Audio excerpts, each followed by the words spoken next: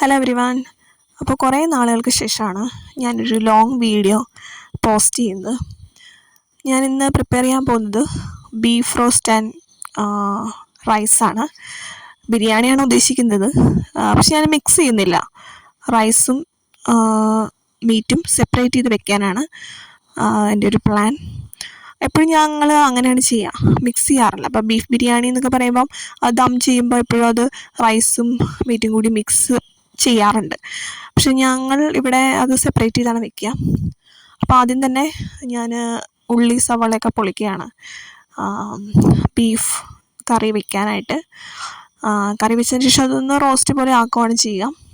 ഇതിൻ്റെ complete preparation ഞാൻ തന്നെയാണ് കേട്ടോ. അത് പെട്ടെന്ന് തന്നെ ചെയ്യാനും പറ്റി. ആക്ച്വലി എനിക്ക് തോന്നുന്നു വെജിറ്റേറിയൻ മീൽസ് റെഡിയാക്കാനാണ് കുറച്ചധികം സമയം വേണ്ടത്. ഇപ്പോൾ ചോറും കറികളും ഉണ്ടാക്കാനായിട്ട് നമുക്ക് തോന്നും അധികം സമയം വേണ്ടെന്ന്. പക്ഷെ അതിനേക്കാളും കുറച്ചും കൂടി ഈസിയാണ് ഈ ബിരിയാണി പ്രിപ്പറേഷൻ എന്ന് എനിക്കിപ്പോഴും തോന്നാറുണ്ട്. അപ്പോൾ ഞാൻ എല്ലാ മെറ്റീരിയൽസും സവാള, ഉള്ളി, ഇഞ്ചി, വെളുത്തുള്ളി ഇതൊക്കെ കട്ട് ചെയ്തു. ഇനി അതൊക്കെ ഒന്ന് വഴറ്റിയെടുക്കുകയാണ്. എൻ്റെ സ്റ്റൈൽ ഓഫ് പ്രിപ്പറേഷൻ ഇങ്ങനെയാണ്. എല്ലാവരും ഇങ്ങനെയാണ് ചെയ്യാമെന്ന് എനിക്കറിയില്ല. ആദ്യം എണ്ണ ഒഴിച്ചതൊന്ന് വഴറ്റിയെടുക്കും, ഒന്ന് ബ്രൗൺ കളർ പോലെ ആക്കിയെടുക്കും. അതിനുശേഷം അതിലേക്ക് മെയിനായിട്ടുള്ള പൊടികൾ ആഡ് ചെയ്യുകയാണ് ചെയ്യുക. മല്ലിപ്പൊടി, മുളക് പൊടി, മഞ്ഞൾപ്പൊടി, പിന്നെ മസാലപ്പൊടി കുറച്ചിടും. അപ്പോൾ ഇത് വഴറ്റുന്ന പ്രോസസ്സാണ്. തിന്നായിട്ടൊക്കെ അരിഞ്ഞിട്ടുണ്ടെങ്കിൽ പെട്ടെന്ന് വഴണ്ട് വരും. പക്ഷേ ആക്ച്വലി അങ്ങനെ തിന്നായിട്ട് കട്ട് ചെയ്യാനുള്ള ഒരു സമയം എനിക്ക് ഉണ്ടായിരുന്നില്ല. പിന്നെ അടുത്തത് സൈഡിൽ ഞാൻ റൈസ് കുക്ക് ചെയ്യാനായിട്ട് പാൻ വെച്ചു. അത്യാവശ്യം വലിയൊരു നോൺ സ്റ്റിക്ക് പാനാണ്. അപ്പോൾ അതിൽ നമ്മൾ എല്ലാ പ്രാവശ്യം ചെയ്യുന്ന പോലെ തന്നെ വെള്ളം ഒഴിച്ചു, റൈസ് ഇട്ടു, പിന്നെ നെയ്യ്, ഒരു ഫ്ലേവറിന് വേണ്ടിയാണ് നെയ്യ് ഇടുന്നത്. പിന്നെ ഉപ്പിടും, പിന്നെ മഞ്ഞൾപ്പൊടി കുറച്ച് ഞാൻ ഇടാറുണ്ട് കേട്ടോ. അതുപോലെ തന്നെ ഈ ഇട്ട ഇല ഒരു കറുവ അതിൻ്റെ ഇലയാണ്, നല്ലൊരു ഫ്ലേവർ കിട്ടും. പിന്നെ ഓൾ സ്പൈസസ് എല്ലാം ഇട്ടു, നമ്മുടെ ഗ്രാമ്പൂ, പട്ട അതെല്ലാം ഇട്ടു, ഉപ്പിട്ടു. അപ്പോൾ നന്നായിട്ട് ഇത് തിളച്ച് വരണം. അപ്പോൾ സൈഡിൽ ബീഫ് കറിക്ക് വേണ്ടിയുള്ള കാര്യങ്ങളൊക്കെ റെഡി ആവുകയാണ്. പൊടിയിട്ടു. ഇനി ഇതൊന്ന് നന്നായിട്ട് ബ്രൗൺ കളറിൽ ആക്കിയെടുക്കണം. അപ്പോൾ ഈ പൊടിയുടെ പച്ചമണമൊക്കെ മാറണം. ഇപ്പോൾ റൈസ് അത്യാവശ്യം നല്ല രീതിയിൽ തിളച്ചുകൊണ്ടിരിക്കുന്നുണ്ട്. കറിക്ക് ആവശ്യമായിട്ടുള്ള കാര്യങ്ങൾ, സവോളയൊക്കെ നന്നായിട്ട് മുരിഞ്ഞ് വന്നിട്ടുണ്ട്. കുറച്ചുകൂടി ഞാൻ മുരിക്കുന്നുണ്ട് കേട്ടോ. അപ്പോൾ ഇത് എത്രത്തോളം ബ്രൗൺ ആവണോ അതുപോലെ കറി കുറച്ചുകൂടിയൊക്കെ ബ്രൗണായി വരും. നമ്മൾ നല്ല കറുത്ത് വരാനായിട്ട് ഇത് നന്നായിട്ട് സവോളയൊക്കെ നല്ല വഴറ്റി, പിന്നെ ഈ പൊടികളൊക്കെ നന്നായിട്ട് മിക്സ് ചെയ്ത് ഫ്രൈ ചെയ്യുകയാണെങ്കിൽ നല്ല വറന്ന് വരും. അപ്പോൾ കുക്കറിൽ ഒന്ന് ജസ്റ്റ് വേവിച്ച് വെച്ചിട്ടുണ്ടായിരുന്ന ബീഫ്, അപ്പോൾ അത് ഒന്നുകൂടി നന്നായിട്ട് വേവിക്കാൻ വേണ്ടി ഞാൻ കുക്കറിലേക്ക് ഇട്ടു. പിന്നെ ഈ സവാള മിക്സ്, അതിൻ്റെ കൂടെ ഒരു തക്കാളിയും കൂടി ഞാൻ സ്ലൈസ് ചെയ്ത് അരിഞ്ഞിട്ടുണ്ടായിരുന്നു. അത് നന്നായിട്ട് വഴണ്ടിട്ടൊന്നും ഉണ്ടായിരുന്നില്ല. ആ സമയം കൊണ്ട് റൈസ് നന്നായി വെന്തു. പല രീതിയിൽ നമുക്ക് റൈസ് ബോയിൽ ചെയ്തെടുക്കാം. വെള്ളം ഇങ്ങനെ വറ്റിച്ചെടുക്കുന്ന ഒരു പ്രോസസ്സുണ്ട്, കറക്റ്റ് വെള്ളം ഒഴിച്ച്. പക്ഷേ ഇവിടെ എനിക്ക് കുറച്ചുകൂടി ഈസി ആയിട്ട് തോന്നുന്നത് കുറച്ചധികം വെള്ളം ഒഴിച്ചിട്ട് അതൊന്ന് വെന്ത് കഴിയുമ്പം, അത്യാവശ്യം ഒരു 3/4 ഭാഗം വെന്ത് കഴിയുമ്പം അത് ഊറ്റിയെടുക്കുന്ന ഒരു മെത്തേഡാണ് ഞാനിവിടെ ചെയ്യുക. വെള്ളം ഡ്രെയിൻ ചെയ്ത് കളയും. ഇനി അതിലേക്ക് കിസ്മിസ്, കാഷ്യൂനട്ട് അതൊക്കെ ഫ്രൈ ചെയ്യുന്നതാണ്. അത് നെയ്യിൽ തന്നെയാണ് ചെയ്യുക. ആക്ച്വലി നെയ്യും എണ്ണയൊക്കെ ഈക്വലൊക്കെ ഇടണം. ഇവിടെ ഞാൻ നെയ്യിൽ തന്നെയാണ് മാക്സിമം അത് ചെയ്തത്. അധികം നെയ്യില്ല, എല്ലാം ലിമിറ്റഡായിട്ട്. അപ്പോൾ അത് ഫ്രൈ ചെയ്യാൻ ഒരുമിച്ചാണ് ഇട്ടത്. ഇത് രണ്ടായിട്ട് ഇടണം. പക്ഷേ ഈസി ആയിട്ടുള്ള ഒരു പ്രിപ്പറേഷൻ ആയത് കാരണം ഞാൻ പെട്ടെന്ന് രണ്ടും കൂടി ഇട്ടു. രണ്ടിൻ്റെയും ഫ്രൈ ആയി വരുന്ന ആ സമയം അത് രണ്ടും വേറെയാണ്. ഇപ്പോൾ കാഷ്യൂനട്ട് കുറച്ചും കൂടി സമയം എടുക്കും, കിസ്മിസ് കുറച്ചുകൂടി പെട്ടെന്നാവും. പക്ഷേ ഞാനത് നോക്കിയില്ല, ഒരുമിച്ച് തന്നെ ഇട്ടു. ഒന്ന് അതിൻ്റെ പച്ച ഒന്ന് മാറുക, പിന്നെ അതിലേക്ക് മിക്സ് ചെയ്യുകയാണ് ചെയ്യുക. റൈസിലേക്ക് ഇത് മിക്സ് ചെയ്തു. അപ്പോൾ റൈസിൻ്റെ പരിപാടി ഏകദേശം സെറ്റായിട്ടുണ്ട്. ഇനി ബീഫ് കുക്കറിൽ നല്ല വെന്ത് വന്നിട്ടുണ്ട്. അധികം വെള്ളമൊന്നും ഉണ്ടായിരുന്നില്ല, ഞാൻ എക്സ്ട്രാ വെള്ളമൊന്നും ആഡ് ചെയ്തിട്ടുണ്ടായിരുന്നില്ല. അപ്പോൾ ഇത് റോസ്റ്റ് പോലെ തന്നെയാണ്.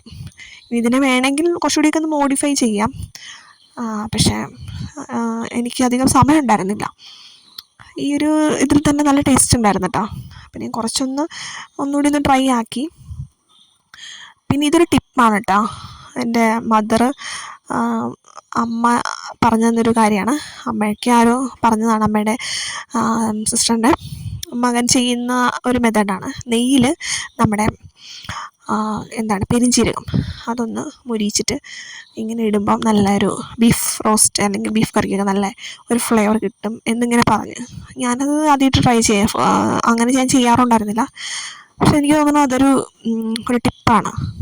ബീഫ് റോസ്റ്റിനൊക്കെ കുറച്ചുകൂടി ഒന്ന് ടേസ്റ്റ് എൻഹാൻസ് ചെയ്യാനായിട്ട് നമുക്ക് ഈ നെയ്യിൽ ഇതൊന്ന് മുരിച്ചിട്ടാണെങ്കിൽ നല്ലൊരു ടേസ്റ്റ് വരും. അങ്ങനെ ഇതൊക്കെ ചെയ്തുകൊണ്ടിരുന്നപ്പം ഞാൻ പെട്ടെന്നൊരു നഗറ്റ്സ് അതൊന്ന് കഴിക്കാൻ തോന്നി. കുക്ക് ചെയ്യുമ്പോഴും നമ്മൾ ടയേർഡാവുന്നുണ്ട് കേട്ടോ. നമുക്ക് ഈ മണമെല്ലാം അടിച്ച് വിശക്കാൻ തുടങ്ങും. അപ്പോൾ ഇത് എയർ ഫ്രയറിലാണ് കുക്ക് ചെയ്യുന്നത്. അത് നല്ലതായിരുന്നു. നഗറ്റ്സ് എയർ ഫ്രയറിൽ നല്ല രീതിയിൽ കുക്കാവട്ടെ. ഞാൻ ജസ്റ്റ് കുറച്ച് വെളിച്ചെണ്ണ ഇങ്ങനെ ബ്രഷിൽ തൂത്ത് കൊടുക്കുകയാണ് ചെയ്തത്, അതിൻ്റെ പുറത്ത് മാത്രം. ശരിക്കും ഇത് ഡീപ്പ് ഫ്രൈ ഒക്കെ ചെയ്യേണ്ടതാണ്.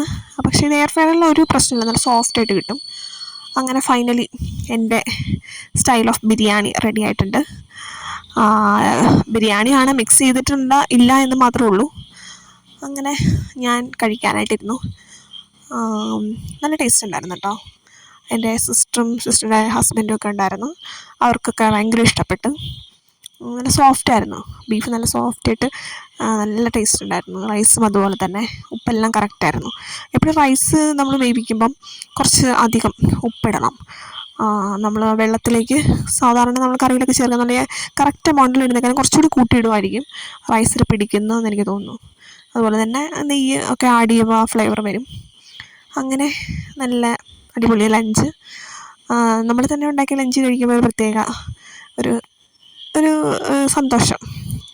ഇപ്പോൾ വേറൊരാൾ നമുക്ക് കുക്ക് ചെയ്ത് തരുമ്പം അതിനേക്കാളും നമ്മൾ കുക്ക് ചെയ്ത സാധനം നമ്മൾ തന്നെ ബാക്കിയുള്ളവർക്ക് സെർവ് ചെയ്യുക, അത് കഴിക്കുക. അപ്പോൾ അവർ ബാക്കിയുള്ള ആളുകൾ അത് കഴിക്കുമ്പം നന്നായിട്ടുണ്ടെന്ന് പറയുന്നതൊക്കെ എനിക്ക് ഭയങ്കര സന്തോഷമാണ്. അപ്പോൾ കുക്കിംഗ് ഒരു ഹോബി ആയിട്ട് വേണമെങ്കിൽ പറയാം. എനിക്കിഷ്ടമാണ് അത് ചെയ്യാനായിട്ട്. പിന്നെ എല്ലാവർക്കും അങ്ങനെയാണോ എന്ന് എനിക്കറിയില്ല. കുക്കിംഗ് എനിക്കിഷ്ടമാണ്. പിന്നെ ആരും ഇങ്ങനെ നമ്മളെ ഇങ്ങനെ അത് ചെയ്ത് ശരിയായില്ല, നിങ്ങളങ്ങനെ ചെയ്യരുത്, അങ്ങനെയൊക്കെ പറയുമ്പോൾ നമുക്കൊരു കൺഫ്യൂഷൻ വരും. അപ്പോൾ സ്വന്തമായിട്ടിങ്ങനെ നമ്മൾ തന്നെ അത് ചെയ്യുമ്പം അത് ഭയങ്കര നല്ലൊരു ഫീലാണ്. അപ്പോൾ നല്ലതായിരുന്നു ബിരിയാണിയൊക്കെ. എനിക്ക് ബിരിയാണി ഭയങ്കര ഇഷ്ടമുള്ള ഒരാളാണ്. എപ്പോഴും ബിരിയാണി ഞാൻ പ്രിഫർ ചെയ്യാറുണ്ട് കഴിക്കാനായിട്ട്. ചിക്കനാണെങ്കിലും ബീഫാണെങ്കിലും രണ്ടും. പക്ഷെ എനിക്ക് മട്ടൻ ബിരിയാണിയോട് അത്ര താല്പര്യമില്ല. എല്ലാവർക്കും മട്ടൻ ബിരിയാണിയൊക്കെ ഭയങ്കര ഇഷ്ടമാണ്. പക്ഷെ എന്തോ എനിക്ക് ആ മട്ടൻ്റെ ആ ഫ്ലേവർ അത്ര താല്പര്യമില്ല. ചിക്കൻ ആൻഡ് ബീഫ് എനിക്ക് നല്ല ഇഷ്ടമുണ്ട്. അങ്ങനെ അടിപൊളി ഒരു ലഞ്ച് കഴിക്കുന്ന തിരക്കിലാണ്. Okay, by.